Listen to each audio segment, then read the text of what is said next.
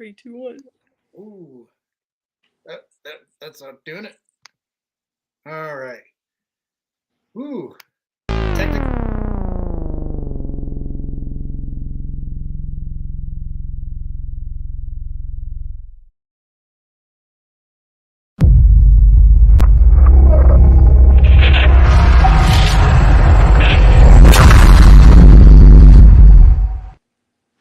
Oh, Angie Joseph. This is COFOH Live Undead. I am your host, Daniel Crosier, and I am joined by Chase and Samantha Dudley. Wow!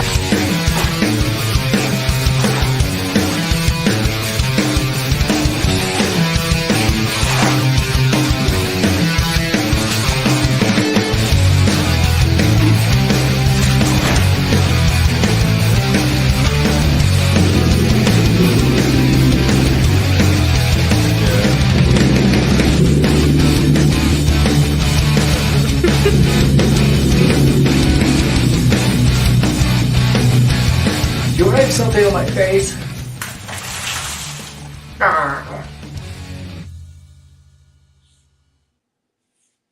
Oh, you have a sound. Chase, Samantha, how are you? Hey, it's going good. How's it going? I loved watching you get squirted on. That's my best side. Yeah, it was like every angle. It was like, I even mentioned that it looked like you liked it. Yeah, I'm a glutton for punishment. Yeah, it certainly looks like a Barney video. Yeah, that's true. It is almost, it's quite fuchsia, isn't it? Yes, looked like a Barney home video. Yeah. Wow. Oh man, you guys are a little tired, aren't you? Oh, I'm very dirty minded. I have to tone it down, of course, in filmmaking because you can't just talk to people like that and just bust out loud. But it's really hard sometimes. Yeah. Because in film terms, we use a lot of stuff that don't really sound right, and of course, you have to be mature. But yeah. Oh, do I go home and laugh at it later? Nice. Yeah, you got to deliver it with a straight face, Oh yeah, my wife is the queen of straight face. When I'm in management mode. Yeah. Yeah, you guys seem to wear a lot of hats, So, Chase, you're the director. Samantha, you're the producer. Is that correct? I am the producer, AD, the business tax representative, the business everything representative. Yep, I'm the director, producer, location scouting, casting director. Yeah, I mean, a lot of times you. I'm your scheduler. Yeah, we do a lot. Well, I mean, the thing is in the indie world, it's I mean, you're working with such limited funds. It's impossible to pay people to do things, and then we're a bit of a perfectionist, and we like if it's not done in a matter of time, we just do it ourselves. Yeah. Okay. No, I totally understand that. You're wearing a number of hats to get things done. Yeah, sometimes you just gotta put them on. Yeah, I've heard actors being on set like on some really big budget films, and like they have PAs just to hand them a drink. I'm like, wow, that's the life. Right. I need a personal assistant. So hey, yeah, anybody out there, wanting to work with Samantha, she needs a personal assistant. Just a heads up. Just hand me my food and my drink, and I'm good. Hope you have a lot of patience. Yeah. They say most people don't in that field. Right. I'll try to be patient. I promise. You're very specific. I am. Can you have me a chocolate chip cookie with the medium chocolate chip? You know what you like. She's very particular. Yeah, very. Yeah. That's awesome. Like, we should get our daughter to make our daughter to make a bowl of cereal. Wait a minute, we had her together, right? Yeah. No, she's like, can you make me a bowl of cereal? I only want this much milk in it. And it's like just a thimbleful. I don't like a lot of milk in my cereal. Oh man. Hey, Chase, Samantha, tell us a little bit about yourself, your background, where you come from, and how you got into filmmaking. You want to go first? Yeah. I felt like I was Mr. and Mrs. Smith. Ladies first. Or So, filmmaking what are you first? trying to say? Oh, I thought you. Wow. Okay, know. so Chase is going first. I've always been obsessed with filmmaking, and it went back to my childhood of growing up on horror movies and watching horror movies with my family. We all just had one TV, and we all used to watch the Nightmare on Elm Street, Chucky, Jaws, a lot of those films, and I've always was obsessed with it. And they thought I was the crazy kid that probably needed to be checked out because I was just a little too obsessive. And they're outside playing, and I'm just practicing over my lines. And then when I was 15 years old, my parents got me a camcorder, and I was always trying to get family members to die in my movies. And then I wrote short stories at school and got called to the office, and I actually was expelled from a class because they thought I was going to kill everybody in school. Although I just was very passionate about storytelling, because this was like the prime of Scream, I Know What You Did Last Summer. And I was super obsessed. Like, I used to have the ghost face costume, and I used to wear it to school. Dedication. Fun, actually. Yeah. Oh, I was so obsessed. My parents was like even questioning me. Like, You sure you didn't come from Crazy Town? No, I'm just kidding. I think because I was very outside the norm in my family. I was really big into art. I was really weird. I wasn't always a very social kid. I was very socially awkward growing up because everything I do and did at the time was quoting movies, and they were like, "You watch too many movies," so nobody wanted to hang out with me because I was that guy that just talked too much about movies. And I'm like, get a life, man. You want to come to this party and smoke cocaine? No, we're just gonna watch. I'm gonna go watch Scream and have a good time, and that was my version of fun. I was like the cable guy, but nice. I really was. And I'll let Sam explain how she got into the movie industry, because she was giving me a look like, wrap it up. No, I was admiring your talk, actually. I was kidding, Lois Lane. All right. So, nice. Got more you want to say? Yeah, she got the Lois Lane vest, you see. She even got the collar and the cute glasses. I love the glasses. It's like a venting Anna. I hate my glasses. Isn't it like a venting Anna? I'd imagine most people that wear glasses don't like their glasses, but Probably not. I know a lot of glasses. I love it because, to me, I was always attracted to the smart nerd girl, like, Yeah. I was always that was the kind of girls I was into. Yeah. That's cool. What did you say? You married a nerd. I did. I think we're all collectively nerds here in this room. Women. I never was attracted to the women that always pretended to be dumb on purpose. I always like the girl who's smart and knows how to like do things. Yeah. Which is Samantha here. Yeah. Samantha can get shit done. Yeah, she's the handy woman. I'm the housewife, and something's broken. The kids don't even. They just bypass me and they go to Sam. Nice. Yes, I do fix everything in the house. But moving on, I'll tell you how I got into the movie industry. Yeah. I'm not ashamed Enough about me. I do not like limelight. But anyway, so I let him have all the fun.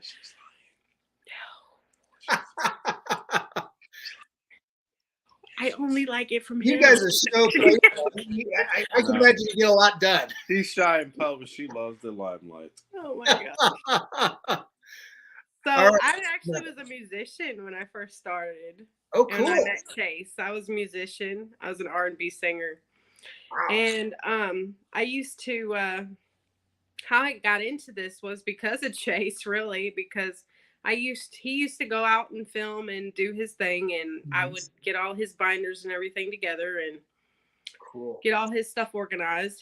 And I never even thought about going into the film industry until one day my husband called me and said that his assistant director or something got messed up the schedule, and he said he asked me to fix it. And my first impression of that was, I'll see what I can do. Yeah. Because I had no clue what I was doing. So I went on to his set and I looked at the paperwork, had no clue what a C number was or even a script. So I looked at it and organized it, and apparently I did pretty good. And he, from that point on, I started helping him. And then another reason why I started helping him is because he had gotten screwed several times from people, and people are just either not showing up or not showing up for their part or things like that. And So a lot of sharks in this industry. I started helping him with contracts and legalities, and then our attorney started helping me, and I started drafting contracts and things. And he's been through a lot. People have stolen money from him, not shown up to work. Just a lot over the years. Yeah. I've been doing it for almost 10 years. Almost 10 years now. Right. And I do all of his legal work. I coordinate with all of his legal team. That's a mosquito. Make sure that I pretty much do everything to protect him. Wow.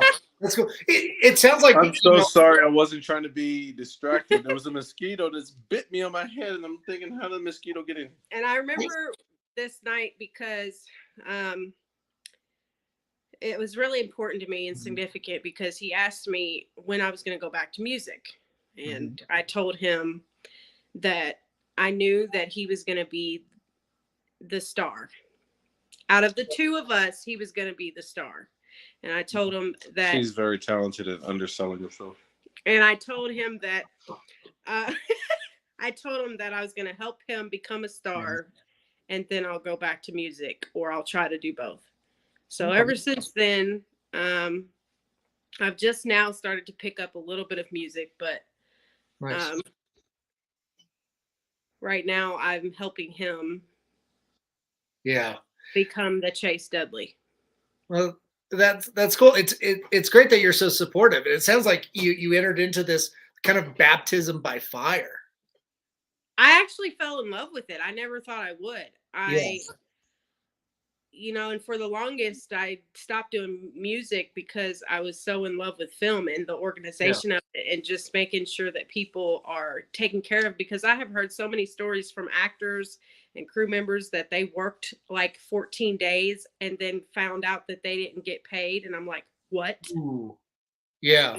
I've heard stories like that. I've heard directors saying that, you know, their actors don't show up, or they do a no call, no show, or things I like always that. wonder what was the plan, like when you do that and don't pay somebody, like how do you disappear? You're there on the set. Like, how do you disappear? Yeah, I don't know. I don't know. I don't get it, but it happened to several actors and actresses. Oof. And then I've heard all kinds of stories, you know. Then we've been complimented by ours, but I mean, we're just now branching out to help others. So nice. So it sounds like you're building a nice supportive film community.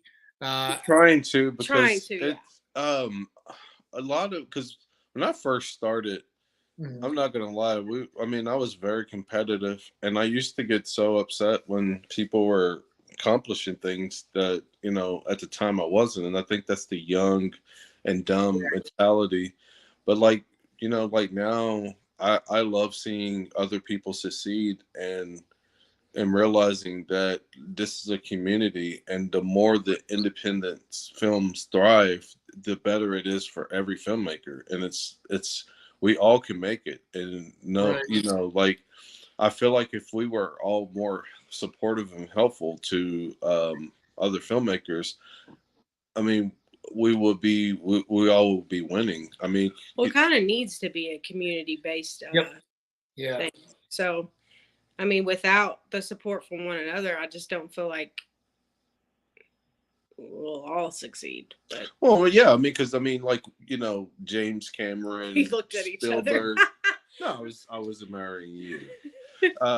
James Cameron and Steven Spielberg and Martin Scorsese, they all consult and help each other with their films to get their films made. And that's what people would need to realize. The more other people try to sabotage somebody else, Yeah.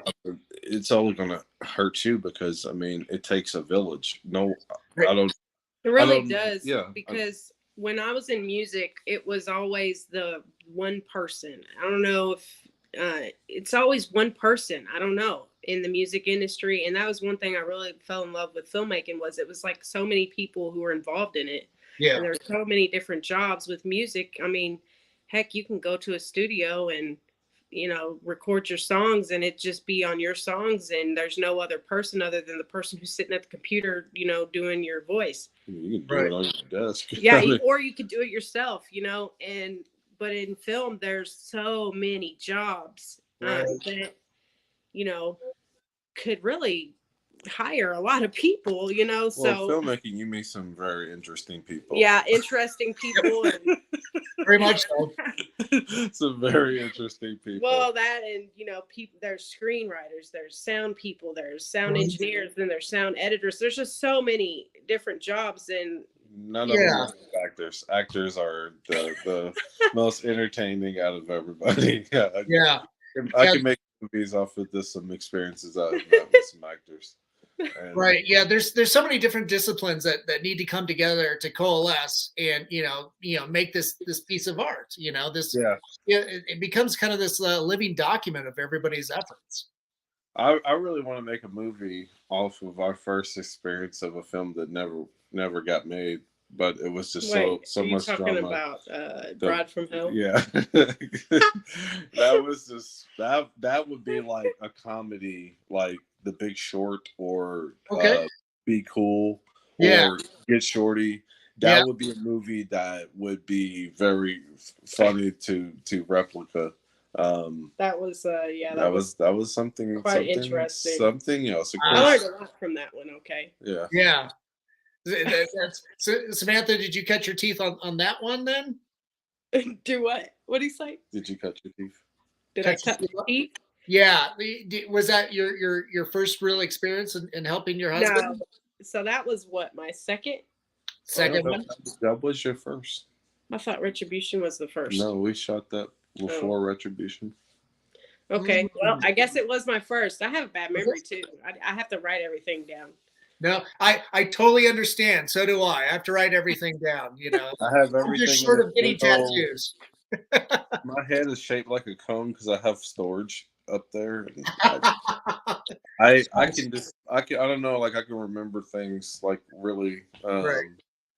Right. That's she would know. Like she remembers weird stuff. Like she remember how she set something on her desk in the same angle it was in. It's called military training. Oh, you have military on my desk. I just moved this piece of paper and it moved 1 inch. If you can see the dust right here, I'm like, what are you talking about?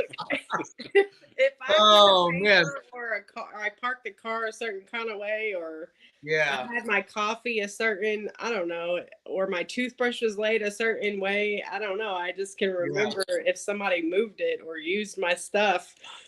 You can tell something out of sorts. But I could lose my phone all day. I can live without a phone. Right. I can live have you without seen a my phone. phone? No. I could be out in the wilderness and be fine. Yeah. Oh, okay. Nice. Yeah. That usually have not worked very much. Wow. With women like you. What? Let's chat a little bit about the new film project that you guys are doing. A Good Girl's Guide to Murder. Can you tell us a little bit about that? Yes, that is a film that really dives heavily into sexual abuse in the household, and she's being sexually assaulted by her dad, and she's trying to find a way out.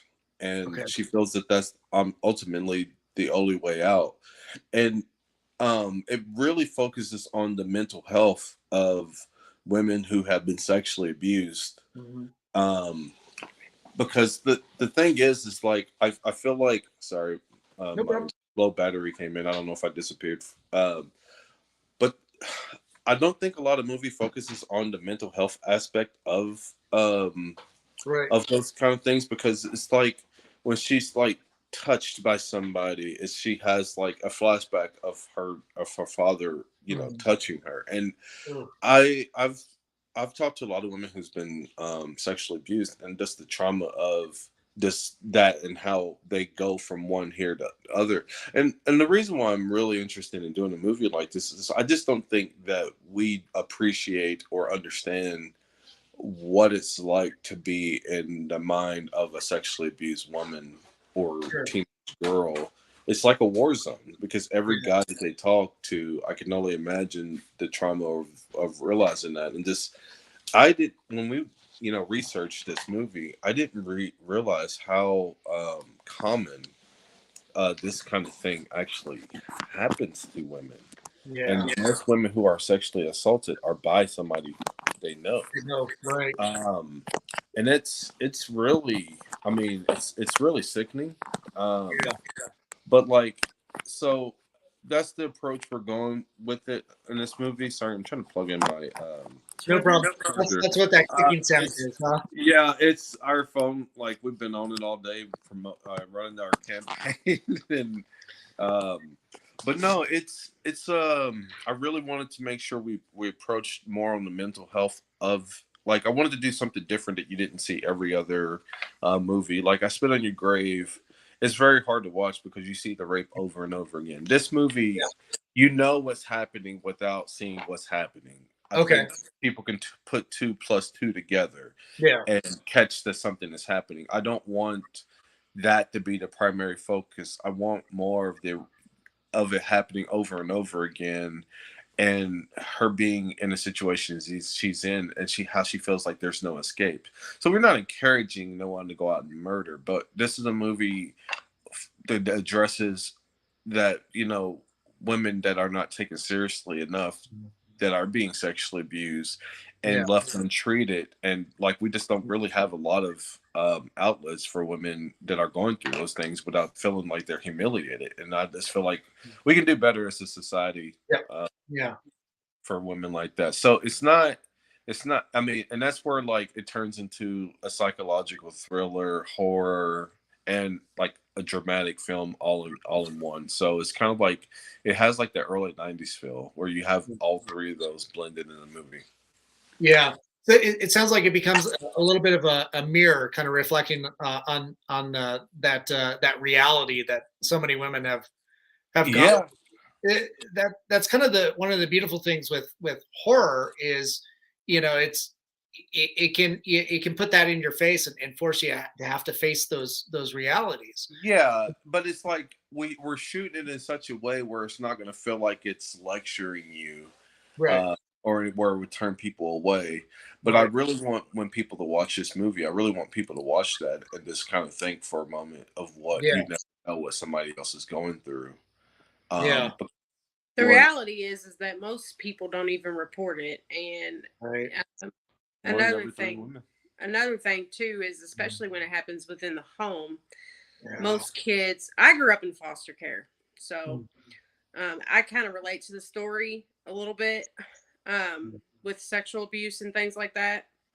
So when it happens within the home, the child is usually scared to report it because they don't, the fear of losing their parents. Right. Because they still love their parents. I mean, not even just that, but then like them being put in a situation where it's like they asked for that kind of thing. I would never understood, like, for a woman, for the tables to be turned, it made it seem like that it's their fault, or the fact that they didn't believe them. And then being in a courtroom and being asked a lot of, I mean, like, very uncomfortable questions in front of a jury, in front of, like, and a lot of times women are victimized because of the way that they feel that they are feeling. They're victimized inside the courtroom because You know, it could be, you know, for example, they're going to ask the woman a bunch of questions about, well, what are they doing? And what were you doing before? And, well, what were you wearing? You have? Right. You know, it's like, those are the things, again, I mean, I think a lot of women are to that point where that they're like, I'd rather just deal with this on my own. And that's not the answer. And this is what this movie really focuses and addresses on, that keeping all of that contained, you're going to blow up. And it's like, this is the movie that kind of want to express, like, we got to do something where, I mean, we can kind of encourage women to come forward. And I also think that I hope this movie is to teach, like, my kids' generation is, I really want to encourage men not to rape instead of asking women not to get raped. Right. Well, the funny thing is that men sometimes don't understand that there's several different ways that you could possibly rape a woman and not even know it. Okay. And you're victimizing a woman based on some of the things that you either say to kind of convince them to lay with you and things like that, and make them feel like they should do it but then later on they regret it because, you know, coercion. What they want. Well, I mean, consent is everything. Yeah. So they consent, but then they feel bad about it later. So technically, in a sense, you kind of convinced her by rape. Right. You know, technically, not all the way, but you know, just it's a lighter version. You know what I mean? Yeah, it definitely sounds like there's a bit of a nuanced conversation in here, but yeah, I think you know, to your point, it's definitely a situation that needs, you know, more attention. And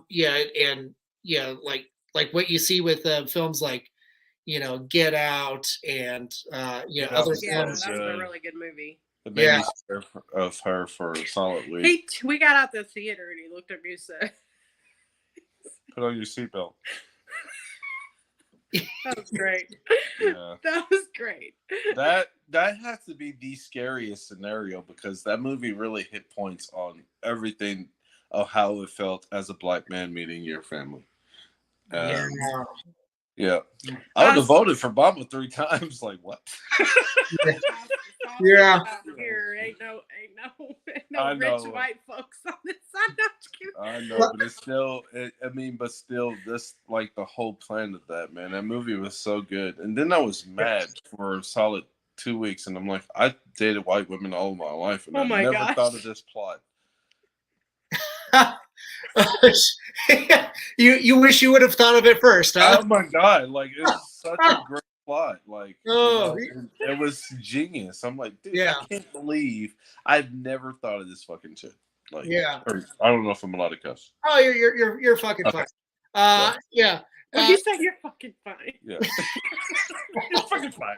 Well, there you go. We're not monetized. It's okay. Okay, good.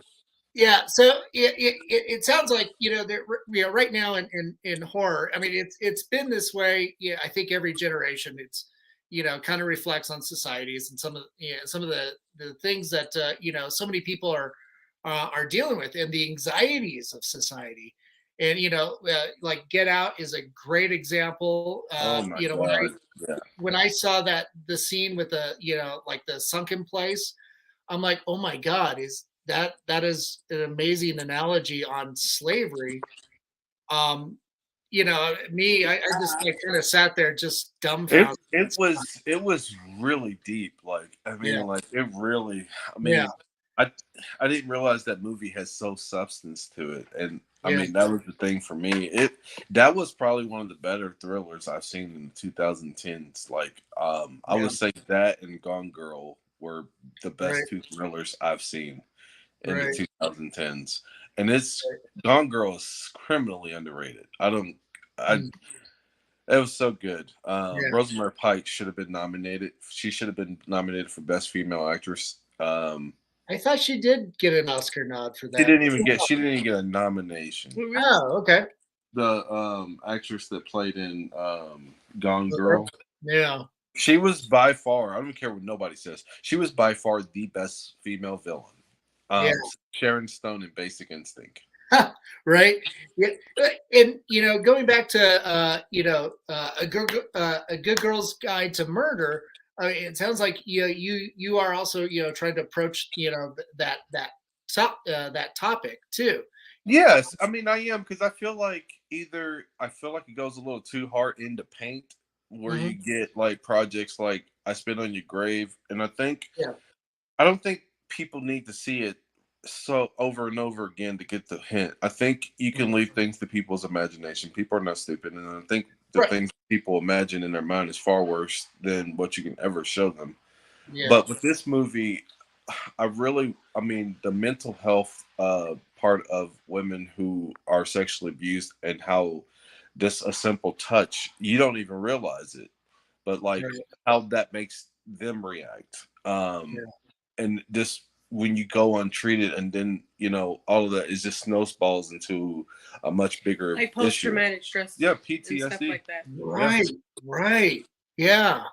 That's what this movie really focuses on, the PTSD aspect of it. My wife stole the words off. I was trying to come up with that. I keep saying, but yeah, that's it's exactly a real thing. Yeah, very much. Yeah, my girlfriend and I have talked about that before. There's been years where she's been single and has lived alone, and will not go to the front door, no matter who's there, unless. And think about how sad that is. That there's people living like that because something that they have been violated, and like the system just do not take rape seriously. Yeah. There's a good chunk of people, like who was that college kid where he didn't even serve a day in jail. He like literally got the case dismissed. This happened twice. Right.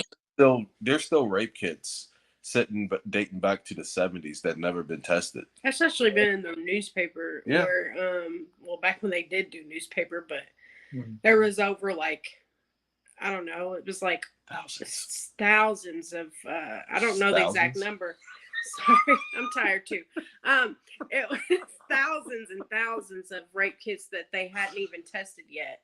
And because they hadn't tested is because the victim didn't want to come forward and give permission for it to be tested, I think it was. Yeah, but but it's still like things where it haven't been tested, and people who sit in a jail that were innocent, that been freed, and then they never caught the real actual rapists because they haven't even tested it.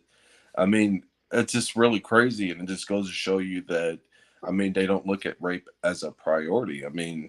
Like look at people like Jeffrey Epstein, who had an island. We're living in a time where we have surveillance, we have satellites, we have all kinds of stuff. And this man had an island for years, and he flown many people on his island, and they're still walking away free. No one's being, indicted. There's still a lot of people who are on that island who participated in those sex acts that are still walking free to this day. And lots of names. But that's my point, where we don't look at rape as like seriously as it should be, and that needs to change. No, I totally agree. It sounds like what you're attempting to do with this film is very very poignant, and definitely something messaging that needs to get out there, and more. Well, I know too many people who have been affected. My wife, of course, I'm not going to go into too much detail, but when we first got together, she's been sexually assaulted, and I went to her trial in support of her. And we have a daughter. She's 12. So me as a man, I'm just tired. I'm tired of. Once I announced this project, how many women have messaged me and was like, "You have to make this movie." Yeah, because I was having trouble getting funded, and they were like, "I can relate to this story," and they're really showing up, and they're really helping getting this movie made. And it's it just really breaks my heart to see how many people have been affected, and I just can't help but think we can do better. We can just do. Right. Well, touching back on the post-traumatic stress, that's a very real thing. And speaking on behalf of my experience, I went through a lot of post-traumatic stress, and there's not very many men who will stay around for that. Just throwing that out there. So thank you, honey. But you know, a lot of women go through it from a traumatic aspect. A lot, and they don't talk about it, and they won't talk about it. They don't even want to bring it up. So because when you listen when it's untreated, it goes on for so long. You know, imagine what the mind would go through when you never talk about it, and you're always thinking about it, and you are always fearing it. So that's what this movie, when I read the script and it goes on, it's basically untreated PTSD. Right. Months and years after. No, it's years. Yeah. It's the conditions can, you know, just keep going on and manifest in, you know, other ways too, that bigger and bigger. Yes. Yeah. That get you know, out of control and so much worse. With this film, you know, you've got an Indiegogo campaign to help raise funds. You guys have, you know, met your goal, and now you're doing a stretch, you know. Yes. Stretch goal for 25K. Yep. Nice. We just crossed our first stretch goal of This is 20,000. Sorry, it's weird. I moved the camera this way and then it goes the opposite. So I'm sorry. Yeah, it's reverse, you know. Yeah, I'm reverse, sorry for anybody watching. I That's swear okay. I had a drink. But no, we're working on our second stretch goal, and we're hoping. Nice. We're working on our second stretch goal of 25,000. And so, really, at this point, everything that we make at this point is just icing to the cake, and just to ensure the quality of the film. Because, I mean, although we have made a wonderful amount of 20,000, money burns quick when you're working on indie film. Yeah. Just the things that, I mean, that eats up your budget, that it's beyond your control, and trying to get everybody to keep people paid, and then trying to it's a lot, and I'm just really applaud and amazed of how many people donate to our campaign, and especially with so much that's going on in the world, and the hard times that we are in. And I am beyond grateful, because this society has gone through so much with COVID and everything like that, and I'm just beyond grateful that in the inflation on top of that, and then a few months ago, eggs were $20 for a case of 60. I don't know what it is everywhere else around the world, but it was a lot for some eggs. I was like, we're gonna cancel. And eggs is like the main thing people use in their household. So, you know, I'm just beyond excited and thankful that the people that have donated, even though they might not have had much and things like that, you're really supporting a really good film. And I just want to say thanks to everybody, because it's insane out there. Gas prices were high at one point, and then, you know, I mean, it's crazy. And I'm thankful. That's all I got to say. I'm so thankful. Yeah, it is you know, really awesome to see, you know, people just kind of, you know, coalesce and support you know, such wonderful creative projects. Amazing people too. Yeah, because I mean, there was a few people that was like, I think you're gonna do well, and I'm like, dude, most crowdfundings don't do well, and I knew that going in, and I was very overwhelming. Yeah, it was like, first day alone, we raised like $6,000, and great. For your other projects, have you done you know, crowdfunding before? We did one crowdfunding before, and I forgot. Our campaign manager looked it up, and he was like, "It's not bad for how much you raised when you didn't know what you were doing." But I was like, "Yeah, that's exactly what we raised." Said. I mean, our total goal. I mean, we raised about $5,000. Okay, nice. Was that 30 days or something? There's we were trying to. No, like I'm picking it up in the lens too. I can see it flying around. Thank you. And it's solely the females that bite. Yeah. Uh-oh. Summertime's coming around, guys. Yeah, it's still pretty cold here. Mosquitoes is coming out. Yeah, it's crazy. Why? This is why y'all opened the window. Oh yeah, I opened the window because I was hot. That'll do it. I miss heat. We're here in Colorado. I think we got a high of freezing today. Oh yeah, y'all just got hit with a lot of snow, didn't you? No, not us. Oddly enough, the West Coast and Texas got hit with snow, so that was neat. Wow. Yeah, California too. They're under blizzard advisory. When I don't know, when I think of Texas, I think it's always hot. Well, yeah, Texas is a very large state, so like more like East Texas is kind of like Alabama. Oh, okay. They get all kind of, but like West Texas, then that's kind of more like El Paso. That's more like desert. That's more of the hot part of Texas. Yeah, we're used to snow, but we haven't really had much in the last couple weeks or so. Yeah, no, Colorado is a place I would like to visit. I've never been to Colorado, but I always wanted to go to the springs and stuff like that and just drink water out of the creek. And don't do that. Yes, it's nice to visit. Oh, it's nice to visit. Okay. So the water's not as clean as they say. It is not. I forgot. I heard several people say Colorado you can drink Springs. Water. Yeah, Isn't that like a water bottle out here? So Manitou Springs is a place where you can drink the mineral water. I do not recommend that. It tastes like sulfur. Oh wow. Yeah. And any other place, wherever you get your water, distill it first. Sometimes even moving water still has bacteria and harmful things floating through there. Okay. Thank you for clarifying that, because if you didn't say nothing, I probably would have been that guy like, oh look, this tapeworm is meat. I'm now eating for two. Yeah. Yeah. Even moving water, it's supposed to be clean, but it's not always the case. It depends on what's leaking into the river from further up the river. Oh wow. Yeah. So just something to be mindful of. But no, I thank you, because I'm that guy that always, I've heard so many people say you can just drink the water, and that was the one thing I was looking forward to doing. Yeah. Don't do that anywhere ever.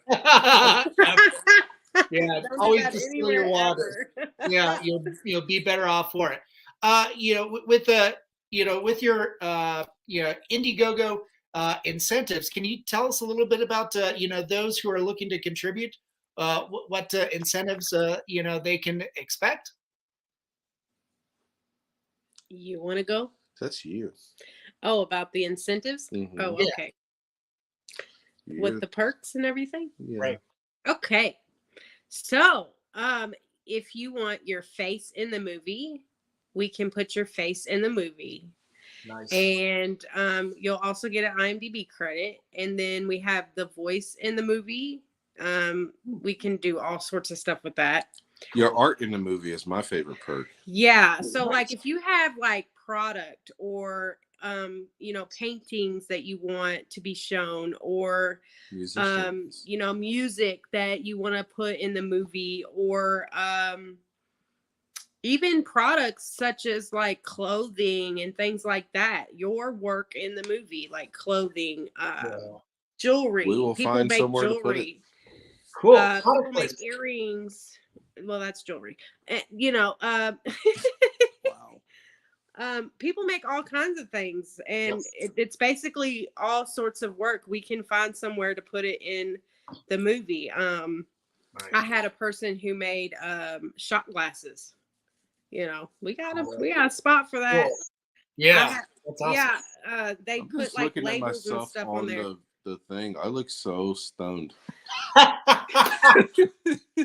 got that Rob De Niro on Meet the Parents. It's okay, Greg. Oh my god. There was another person who did book writing. We can put that in the movie. Cool. We could have an actor sitting and reading your book. Yeah. Yes. Nice. Yes, reading your book.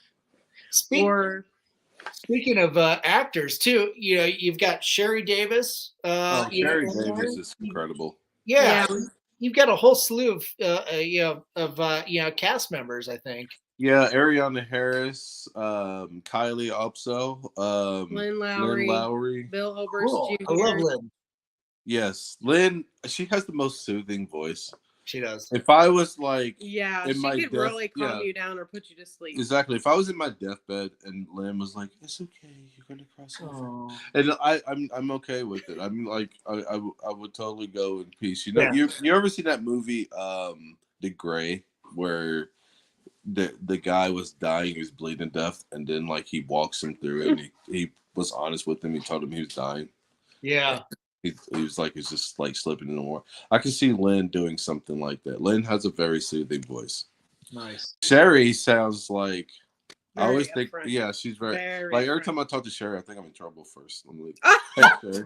She's like, hey, Chase. So I'm she's like, gonna get a kick out of that. I'm like, Right. no, she has like a very, and I told her, I'm like, you have to like, because in the script through Act Please 1, don't yell at me. she's very in Act 1 she has to be completely almost sheltered and not as outspoken. So I'm like, you really got to train yourself to kind of be soft spoken. This Act 2 and 3 where you sound like Sheri. Nice. No, she is so like down to earth, and just all of the contact. Oh no, I'm so sorry. I'm terrible at this camera angle. He's supposed to be I've been the up. camera Well, guy. I'm not the camera guy. I got Charlie Brady for that. Oh no, I mean That's like, right. You hire that guy. Yeah, but no, she I mean, she's like bought on so much help because she really believes into the project. She's and really been working hard. I can honestly say I've never really met an actress because I've never met her yet, but as much as she believes in this project and as much as she's really helped her and Angela, they really Angela Joseph, they really believe in this project, and they really come up with so many amazing things that they think will make this project elevate. And just seeing, I mean, people who really care about the project and wanted to succeed as much as us is really very commendable. And you just don't sometimes see that all the time. Sometimes, you know, a lot of people, they really care about the progress of this movie. And it means a lot to us because we're working just as hard.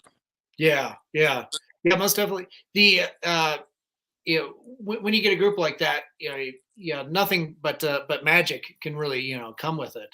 It sounds like the online community with crowdfunding is really, you know, backing it as well. When do you guys start production?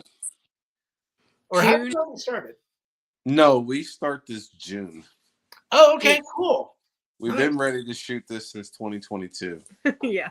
Nice. Like March of 2022, and it's just it's been a process. But like, it's funny how when you meet the right people, on how everything starts to come together. Ever since Sheri's been attached to this project, this one door after another has just really opened. And Ariana Harris, when she read for this part, her audition was so perfect. She has like a perfect mixture of innocent, but yet that Lily that you really need, that is going through what she's going through.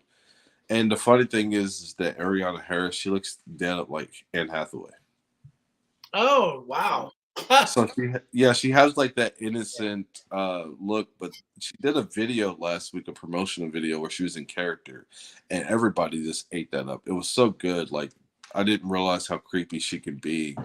Oh, I know what you're talking about. Yeah, like, I mean, because her audition, like, there's somebody who's gonna be murdered. Yeah, and she's like, and then she scoots to the camera and she's like, I tell you what, it ain't gonna be me. But she did it in like the softest, sweetest voice. Did she laugh? No, she didn't. She didn't laugh after that. No, she's like, I mean, like, she had like the sweetest little voice to it, and it was just like, but her eyes was very determined. Yeah, and I was just like, holy crap, that is really freaky. But the scene she read for was such an emotional part that you just don't think the average 15-year-old have there, and she really understood her assignment, and she's gonna rock this role. I'm just so excited. I'd imagine a lot of 15-year-olds go through a lot. Although we think as adults, they're like, you're not going through nothing. But they really, I think they really are. Yeah. I don't know. I mean, we haven't had that conversation. I just know. Well, our kids are only 12, but. Yeah. But. You got a lot to look forward to. They ain't turned 15 yet. I didn't know where you were going with it. It's coming. I woke my son up. Oops. Uh-oh. So it's okay. Yeah, you're like, it's okay. Nobody move. Don't make any sunny move. Don't might go back to sleep. Yeah, I just laughed really. Sometimes my daughter tells me all the time I laugh like Chucky. Ah, nice. I would take that as a compliment. You laugh like Chucky. I mean, honestly, I got to tell you a story. When I met Brad Dourif, I met him. I was so mad because I was working at Domino's at the time and they wouldn't let me off for that event, and I had to end up working, and I ended up delivering to the hotel that the Fright Night Film Fest was happening at. And I was not expecting to see him, and I was on the elevator, and as soon as the elevator opened, he walks in, and I just said, "Oh my God, it's fucking Brad Dourif!" And I dropped the pieces that I was supposed to be delivering, and I was like, "So," because I'm such a big fan of Child's Play. You can ask my parents. It's on my IMDb. I watched Child's Play every day as a child. Like since I was 5 all the way up to I watched that movie every day. I know every line of that movie, every line. And I was obsessed with that movie. What did he say? I was like, "Oh my God, you Brad Dourif." I said, "You're fucking Brad Dourif." He smiles. And I said, "Can I take a picture with you?" And he went, "Absolutely." But he sounded dead up like Chuck. I was like, "Oh my God." And I got the picture. In the picture, I'm like, I look so stupid, but like it was such a good photo. It was like that's cool. He was smiling, that's so he looked cool. all laid back and casual. I'm like, that's so cool. That's awesome. Completely starstruck. I was very starstruck. Out of everybody, that was who I wanted to meet the most because I just wanted to say thank you for traumatizing me. Would you tell the people about the pizzas? They didn't have no pizza. That happens. Well, they got it eventually. They just was a little hungry, but that was a very important moment to me. Yeah, it's just an extra minute. No big. They got it Compton free. I mean, you know, it all worked out. Yeah, nice. So Chase, Samantha, we've just got a few more minutes. You know, what else can you tell us about the new film and the campaign that we haven't touched up on? So there's several other perks. You would really just if you just go on to the Indiegogo campaign, I know there's face in the movie. There's an associate producer, which it would be online on IMDb. Nice. Executive producer. That's also online in IMDb. And of course, we give everybody shout outs. We're still working on getting everybody's shout outs because we had a lot of donations. So. It's insane. We're almost at 200 backers. Yeah. That's awesome. So we're slowly, giving all the shout outs and things like that. And let's see. Perks. As far as incentives. Perks. I'm trying to think. There's face in the movie, your work in the movie, your art in the film, your voice in the movie. Cool. There's an actor's perk on there. Oh, nice. A little walk-on role or like with some dialogue with the actual Bill Burrs Jr. and Sheri Davis, and basically you get a role with Bill and Bill Burst, Sheri and Lynn, and it's a role with lines. So okay, cool. So if you're interested in being in the film, definitely get that one or call us and we'll coordinate. Honey, move your knee. Oh. I didn't even realize that was my knee for a second. It was good. I wasn't sure what that was. I thought you had just a little stuffed leopard or something off to the side. Yeah, she's like, there's a face in the perk, and Okay, I do that from time to time too. Yeah. Yeah. Good stretch. Good stretch. Great time. I tease her all the time. Nice. But yeah, like paintings and things like that, we can hang those on the wall. We can do several different angles and shots of those and your product. We can have an actor or even a main actor holding it or using it in any kind of way. So if you have, stuff that you want in a movie, definitely get your work in the film. Oh, cool. That sounds really awesome. Why are you laughing at me? Because you sounded like Will Smith from Bad Boys 2. He's like, Martin, you wanna show us some stuff? I'm trying to encourage some people.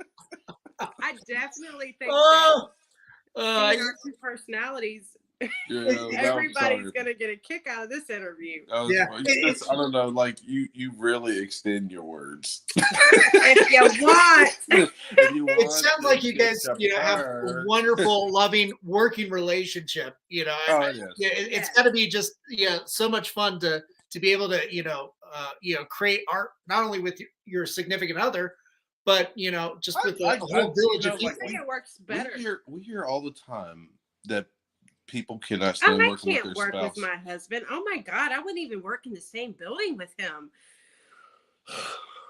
I mean, I love my wife. I've been with her 15 years. I don't know. Being around him. Yeah, I like. He makes me laugh. There's just. She makes me serious. But you know what? Opposites attract. Oh yeah, I put his butt in line. Nice. Not really, but yeah. Well, it sounds like just enough to get the thing done, right? Yes. I might have to kick him in his butt just a little bit. Just a little bit. She's clumsy. She can't aim.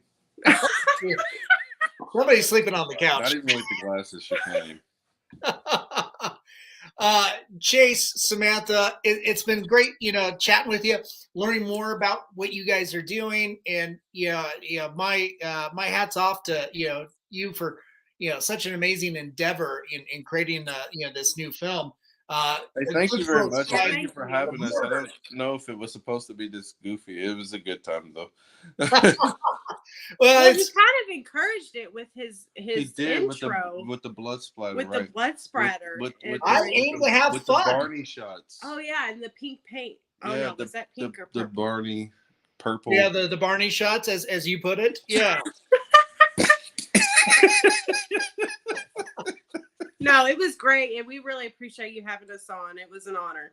Yeah, thanks. And for everybody that tuned in, the link for the Indiegogo campaign is scrolling there at the bottom on the tracker there. So make sure you do kind of a screen grab and go and support filmmakers, support amazing art being created to enrich your lives, and also comment on a really tough topic that really needs more addressing. Yes. Thank you. Thank you. I appreciate you having us on. I had a great time, as you can tell. Yeah, it was a lot of fun.